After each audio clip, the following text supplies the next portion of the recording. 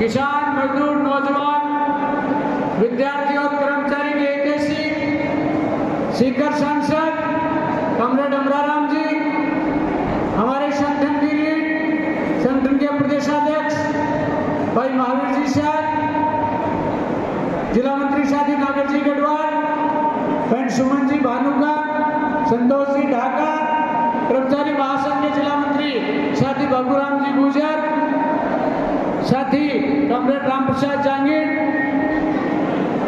प्रांतीय कार्यकारिणी के सदस्य, प्रेस के साथी, ब्लॉक अध्यक्ष मंत्री, जिला कार्यकारिणी के सदस्य और सीकर जिले के कोने कोने से पधारे मेरे जुझारू और क्रांतिकारी शिक्षक साथी और बहनों, सबसे पहले तो मैं आप सभी का जिला कमेटी सीकर की ओर से हार्दिक स्वागत करता हूं और क्रांतिकारी अभिनंदन करता हूं। सबसे पहले तो मैं हमारे प्रदेशाध्यक्ष जी और हमारे मुख्य अतिथि महोदय से निवेदन कर दूं कि फतेहपुर की सरजमी वो सरजमी है जिसमें सार्वजनिक शिक्षा को बचाने का वो जज्बा है, ये आने वाला समय की निजागती देखने को बनती है। वसुंधरा राजे की सरकार में, हमारे प्रदेश की सरकार ने राजस्थान के 300 विद्यालयों को पीपीपी बोर्ड पे देने का काम किया था। उनमें 13 विद्यालय सीकर जिले के थे और उनमें 4 विद्यालय फतेहपुर तहसील के थे। शुरुआत राजस्थान में फतेहपुर से हुई। हमने जनता को साथ लेकर, अभिभावकों को साथ लेकर, पहला कार्यक्रम चुआस में था, कृष्णा, फतेहपुर, नेठवा और मरडाटू। जब चौथा कार्यक्रम मरडाटू में हुआ, हजारों हजार की संख्या में हमारी बहनें और हमारे भाई, हम अभिभावक हैं, जब जेड़ी और गंडासी लेकर स्कूल की चारों तरफ चिपक गए और कहा कि इन स्कूलों को हम बंद नहीं होने देंगे। राज्य सरकार को जब चौथा बड़ा मरडाटू बड़ी में था, मजबूर होकर राज्य सरकार को वो प्रस्ताव वापस लेना पड़ा। तो मैं बधाई देना चाहूंगा फतेहपुर के उन जांबाज साथियों और बहनों को जिन्होंने सार्वजनिक शिक्षा को बचाने में अपनी अहम भूमिका निभाई। सबसे पहले मैं आपसे एक प्रस्ताव पास करवाना चाहूंगा। हमारे संगठन की एक मांग है कि जो कई वर्षों से तृतीय श्रेणी अध्यापक के स्थानांतरण नहीं हो रहे हैं, हम चाहते हैं कि स्थानांतरण पॉलिसी बने और अविलंब जिला बदल और जिले में हर तरह के स्थानांतरण हो। यह प्रस्ताव आपके साथ माध्यम से पास करवाना चाहता हूं। यदि इस बात से आप सहमत हैं तो आप सभी साथी और बहनें अपने हाथ ऊपर करके इस प्रस्ताव को अपना समर्थन देंगे। बहुत बहुत धन्यवाद साथियों। लास्ट में तो कुछ नहीं बचता, वक्ताओं ने अपनी बातें पूरी कह दी हैं, लेकिन चूंकि मुझे समापन करने के लिए कहा गया है, अध्यक्ष से उद्बोधन के लिए कहा गया है, इसलिए मैं आपके बीच में एक बात शेयर करना चाहूंगा कि जहां तक एनईपी की बात, हमारे प्रदेशाध्यक्ष और प्रदेश मंत्री पूरे राजस्थान में कहते थे कि हमारे लिए बहुत बड़ा खतरा है, तो जन संगठन ये कहते थे कि एनईपी अविलंब लागू किए जाए। इसी जुलाई में इसी का परिणाम आपके सामने है कि पहली क्लास में जब 6 साल उम्र कर दी तो एक भी एडमिशन नहीं हुआ, ये आपके सामने है। और इसके आने वाले परिणाम मैं आपको बता दूं, इसमें यह तय किया गया है कि आपका प्रमोशन और आपका इंक्रीमेंट परफॉर्मेंस के आधार पर होगा, नहीं टाइम के आधार पर। जुलाई आते ही हमारे एसएमसी के मेंबर, आप उनके न्योरे निकालने पड़ेंगे, उनकी तरफ देखना पड़ेगा। बड़े शर्म के साथ कहना पड़ रहा है कि वो 5 अंगूठा छाप जो है वो हमारे व्याख्यान और प्रिंसिपल के HR बनेंगे और इंक्रीमेंट और प्रमोशन उसके आधार पर मिलेगा। सोचने वाली बात है। इसके साथ ही मैं आपको बता दूं कि एनपीएस और यूपीएस की बात होगी कि हमारा ये सदन एनपीएस और यूपीएस से भाग में ओपीएस के अलावा हम कुछ भी स्वीकार करने की स्थिति में है, कुछ भी स्वीकार नहीं करेंगे। ये शक हमारे इसलिए पैदा हुआ कि इन्होंने तो चुनाव घोषणा पत्र में कहा और हमारे पत्रकार साथी और संगठन के साथी जब सरकार के मंत्रियों से बात करते हैं कि ओपीएस के बारे में आपका क्या कहना है, तो शिक्षा मंत्री सहित सब ये कहते हैं कि विचार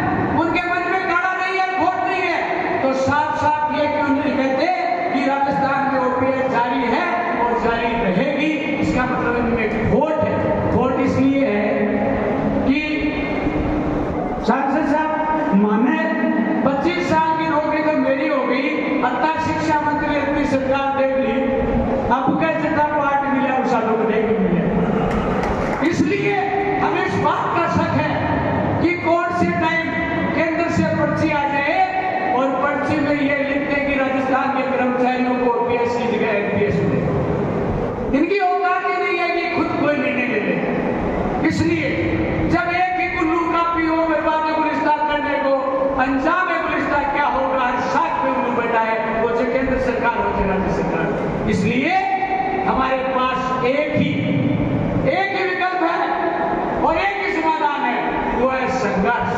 जब सड़कें सुनी हो जाती हैं तो हुक्मरान तानाशाह हो जाते हैं, इसलिए हमें इन सड़कों को सुना नहीं रहने देना। और अब बात पूरी हो चुकी थी, गैर शैक्षणिक कार्यों की और सब बातें हो गई।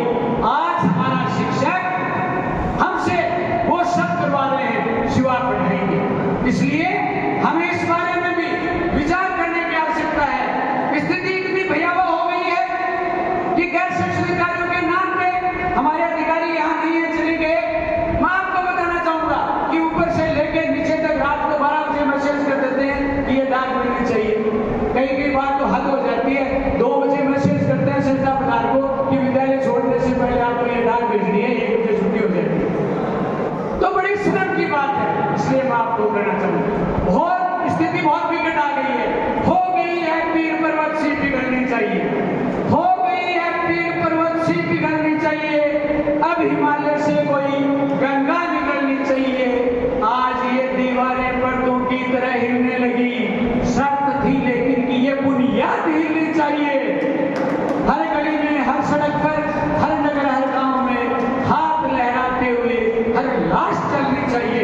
सिर्फ हंगामा खड़ा करना मेरा मकसद नहीं, ये सूरत बदलनी चाहिए। मेरे सीने में ना सही तो तेरे सीने में सही हो, कहीं भी आग जलनी चाहिए। इसलिए हमें संघर्ष की ज्वाला जब जलेगी तो निश्चित रूप से हुक्मरानों को घूमना देखने में मजबूर होना पड़ेगा। साथियों, मैं आपसे निवेदन करना चाहूंगा कि हमने देखा है, प्रत्यक्ष में देखा है, मतलब इतनी स्थिति भयावह हो गई और ऐसी हो गई कि हमारे जो सीपीओ हो, चाहे डीओ हो, चाहे डायरेक्टर हो, चाहे कोई भी हो, एक ही मतलब खाना पूर्ति, खाना पूर्ति, खाना पूर्ति।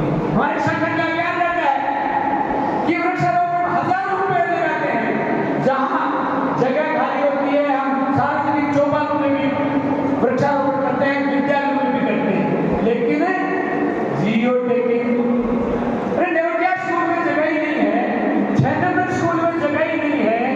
आपको टारगेट दे दिया कि आप वहां 1300 पेड़ लगाओगे। अब 1300 पेड़ क्या करेंगे? एक खड्डो खोद लियो, स्टाफ पर अक्सर खड़ा हुई की बड़ी फोटो खींचा में रूबरू गया बैठे। बहुत शर्म आने वाली बात है। ये हमने प्रत्यक्ष में देखा है।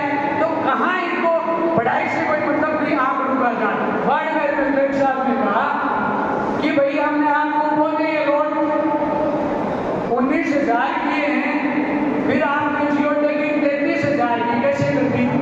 एक खड्डे में खड़े हुए जटे फोटो सावड़ा किया है, नेट जटे पकड़े बटे पुरुष साथ खड़े हुए फोटो से मतलब आंकड़ों से मतलब बड़ी शर्म की बात है। इसलिए हमें सोचना पड़ेगा।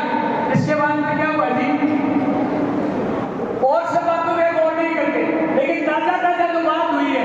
उसके बाद में शिक्षक को एक बहुत बड़ी पदवी दे दी, शिक्षक को बहुत बड़े रेडियोलॉजिस्ट की भूमिका में रखा गया कि हर तरह की जांच बच्चे के हमारा शिक्षक कर देगा। लेबर को भी चिंता हो गई और वो भी हाथ कुर्सी कर देगा।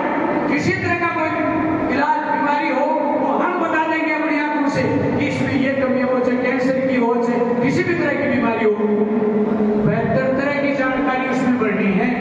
और बड़ी शर्म आती है जब बालिकाओं के लिए ऐसी जानकारी उसमें चाहिए गई है जो महिला हमारी शिक्षिका भी पूछते हुए शर्माती है, तो जहाँ जेंट्स शिक्षक है उनको कैसे बढ़ेगा। अपने संगठन में पूरे प्रदेश के स्तर पर जब आंदोलन चलाया तब इनकी नींद खुली और इन्होंने कहा कि नहीं, ये काम स्वास्थ्य विभाग को सौंपते। बड़े शर्म की स्थिति हमारे सामने आ गई है। और मंत्री जी का तो जिनका नाम लेना आप सांसद साहब बताई दी, मतलब यह माना कि है ही कोई। पहली बार ऐसा लगता है आंदोलन किया तो दूसरे दिन क्या था, उससे भी बढ़कर सरकार ये करे। कई बार आपने सुनना सांडिया बाजार में फिरे हैं कि इस मंत्री को तो इस तरह छोड़ा गया है कि किसको कुछ भी कहते, किसको कुछ भी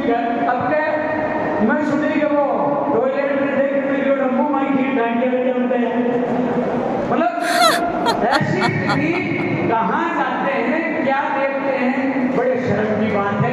शिक्षा में क्या हो रहा है, और राजनीति एक विचारधारा थोपने का प्रयास किया जा रहा है कि इस विचारधारा में जो नहीं है उनका ट्रांसफर किया जाएगा। मैं आपको बता दूं, एक सीकर जिले के बड़े पत्रकार मंत्री जी के साथ हो लिए, उनको अपनी गाड़ी में बैठाया और उनको पूछा कि यार हमने आप कोऑपरेट क्यों नहीं करते हो? क्यों, हम तो कोऑपरेट करते हैं। बोले सीकर में हर दिन जितनी न्यूज बीकानेर में नहीं आती उससे ज्यादा खबर सीकर में आती है शिक्षा विभाग के विरुद्ध। तो साहब उनमें कोई झूठ है क्या? बोले झूठ तो यार नहीं है, लेकिन हमें आप कोऑपरेट किया करो। और सीकर के लोग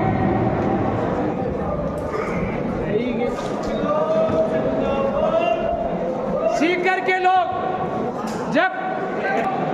जब कुछ राज्य के नजदीकी लोग मंत्री जी के पास गए तो हमने तो सोचा ये शेर है, प्रतिनियुक्ति की बात चली तो बोले कहाँ? बोले सीकर में। और सीकर में नहीं, वो घटना आपके यहाँ की थी, फतेहपुर की थी। मंत्री जी ने कहा सीकर में नहीं करूंगा, बिल्कुल भी। सीकर में यदि करूंगा तो वो शिक्षक संघ शेखावत वाले मुझे जीने नहीं देंगे, इससे बड़ी आपकी और कोई ताकत नहीं। लेकिन मैं भी आपको बता दूं कि जितने अत्याचार होते हैं, जितना कुठाराघात होता है, हम बता देना चाहें कि वो संघर्ष भी उतना ही तेज होगा।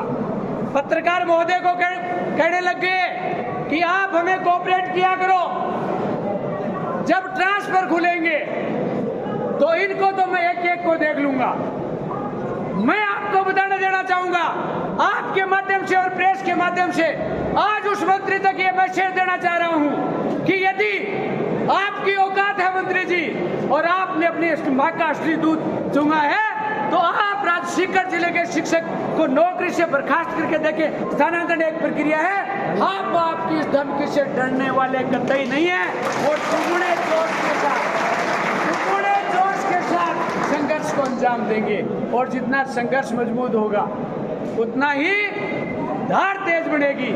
लोहा जितना तपता है उतनी ही ताकत बढ़ता है। सोने को जितनी आग लगे उतना प्रखर निकलता है। हीरे को जितनी धार मिले उतना ही तेज चमकता है। मिट्टी का बर्तन पकता है तब धुन पर खूब खनकता है।